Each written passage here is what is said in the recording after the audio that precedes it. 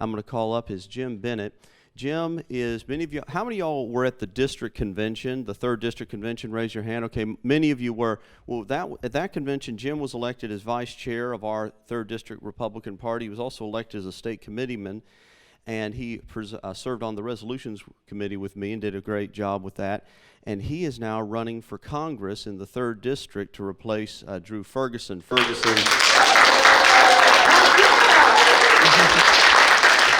I don't think there's anything more I can say other than welcome, Jim. The floor is yours for about 5 minutes, and we look forward to having you in the future months as well.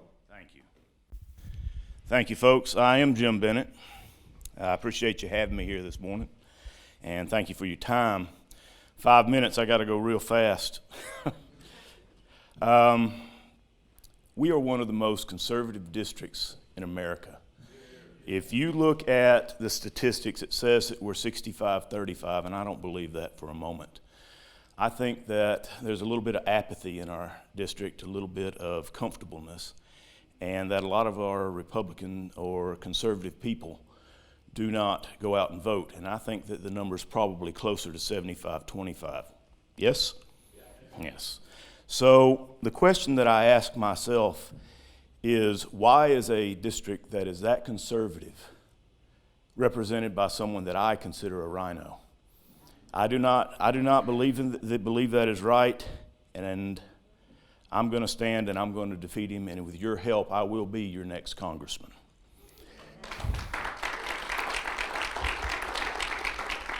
So how am I different than Drew? Well, first of all, I'm not afraid to come speak to you. I'm not afraid to come in and have a conversation with you. I'm not afraid to take unscripted questions from you. I think that Mr. Ferguson has been to my hometown of Carrollton one time in 6.5 years. Now, that does not speak to me of the people. That is not a solid position in my opinion. And another thing that separates me from Drew is that I will not vote with Hakeem Jeffries. You know who he is. He's the minority leader. I will not vote with Hakeem Jeffries 42% of the time. Can you believe that? When I saw that fact, I was absolutely stunned.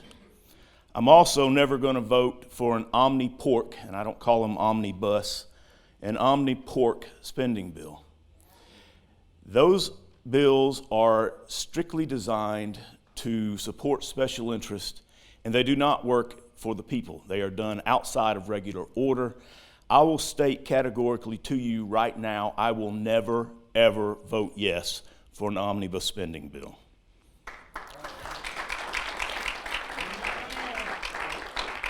I'll tell you something else I'm going to do.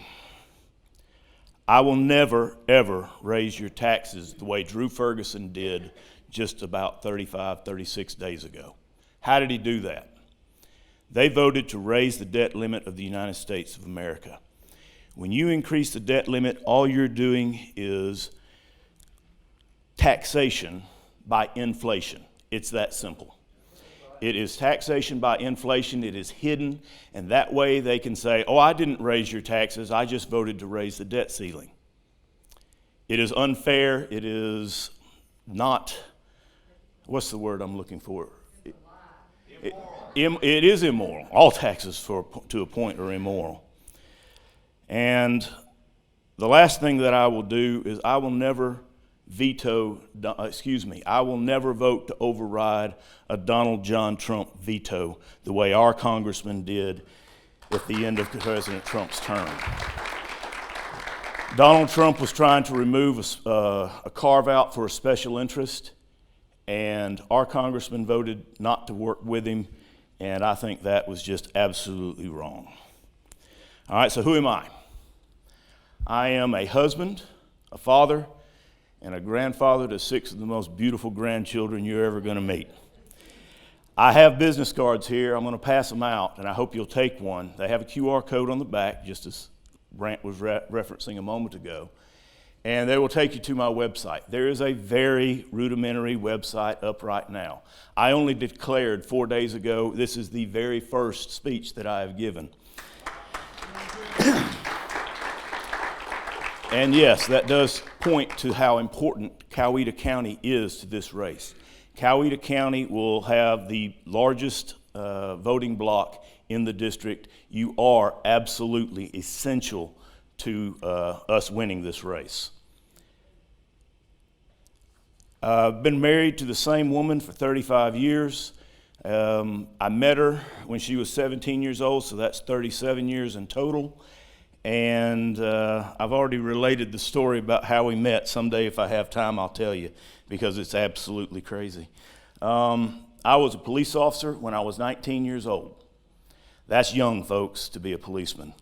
I did it for 7 years, and between the combination of a steady diet of what constitutional law means, listening to Rush Limbaugh twice a day and Neil Bortz once a day,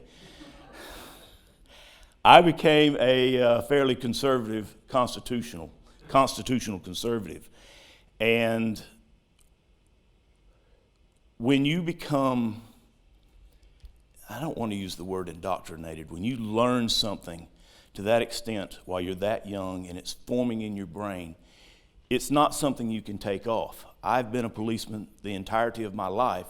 I just wasn't a policeman with a badge after I left at the age of 26. And being a constitutional conservative, you can't take that off either. But one of us, my wife is also a police officer. She is the chief of police at Columbus State University. One of us had to leave law enforcement because in 1993, you could not make enough money as two young law enforcement officers to support a family, and we had 2 children. So I became the scheduler at a company called Trentex in Bowden, Georgia. And for the next 10 years, I saw it as my mission to take care of that company. 10 years later, in 2004, that company was bought by a significantly larger company called Carlisle. And between those 2 companies, I stayed with them for 21 years. I went from scheduler to director of information technology to also encompassing procurement to office manager, where I oversaw everything from accounting to sales.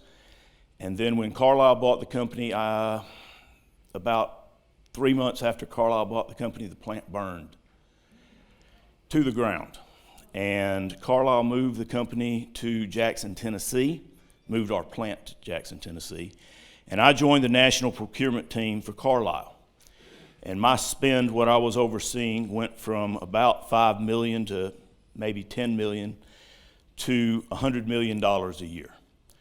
And so I got very good at watching and taking care of others people's money. And in that time, I think that my training from going from law enforcement, where I was protecting people's lives, I was protecting people's health, I was learning how to de-escalate situations, and then I went into a small company where it became my job to not just grow the company and make sure the company was profitable, but to take care of the people that were working there. Because I had a saying, it was my own personal saying, it was, I will never take from these people, the people that worked in the plant, because I understood how hard and how important it was for them to come to work every day and do the jobs that we had available. It was hard work, folks. The temperature on the molding line frequently reached 135 degrees in the summertime for the entire month of July. And you learn very quickly to respect and never take from people that are willing to work that hard. I love those people. So we move forward in time, and I've learned not just to protect the physical well-being of a population, to being able to protect the capital of a business. And I think that is tremendous training to be able to do that on a much larger scale as a congressman. So, I cannot read this. I have to fix that. We'll have questions in just one moment, I promise. After the meeting, we got a pack program. Yeah, he's got a lot of folks lined up today, and I'm going to have to print this larger next time. But some of the things that I will do is, I've got my glasses, where are they? I will join the Freedom Caucus immediately when I'm elected to Congress. I will vote for Donald Trump as he takes on the deep state. I will immediately support Donald Trump's Reciprocal Trade Act, which is reciprocal tariffs on companies that charge our country's tariffs in other places. I believe in oil, drill, baby, drill. Our country is uniquely situated that we have every raw material we need to be successful in the modern age, and we should be taking advantage of that every single day. I believe that Neil Bortz was right. If you send your child to a government school, they're going to believe that government fixes everything, and that the funds for a child's education need to follow the child, and parents need to be in control of where their children go to school. I am against forever wars. I do not want to see your sons or daughters go to war and die in a foreign country to make BlackRock a profit.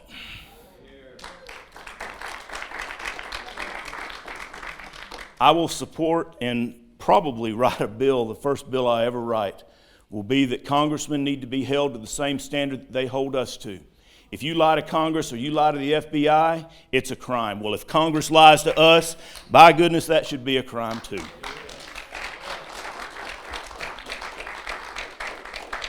I believe I was a human being the moment I was conceived. I had a unique genome, and I became a human being, and at that moment, I have the inalienable rights of every other human being in this country. If you kill me, you are committing murder. And I'm running out of time. Brant's chafing at the bit here. But I believe in the Second Amendment. I'm an ex-cop. How could I not? I support the thin blue line. I do not believe we should defund the police. That is absolutely the stupidest thing I've ever heard of. And one more thing, Brant. I'm almost done. I lost my place for a moment there, but I'm on a roll now. I need a champion in Coweta County. I need a campaign county chairman. I need somebody to step up and help me organize this county, because I will not defeat Drew Ferguson by outspending him. He's going to outspend me 10-1. He has unlimited funds, folks. It doesn't matter how much money I spend. That's exactly right. He has tried to ingratiate himself first to Ryan and now to McCarthy. He is not going to be easy to dislodge. I understand that. He's burrowed in like a tick. Maybe that's what I should call him, the tick. Anyway. Anyway, I need your help. I have to establish a grassroots organization in this county and in all 15 counties in the district. I need you to help me identify someone who can champion this cause in this county. You have to help me. I can't do this alone. I'm willing to stand up here and suffer the slings and arrows, and I know they're coming. This man does not fight clean. He fights dirty. I'm sorry, that's the way it's going to be. He's going to make this a personal race. I'm prepared for that.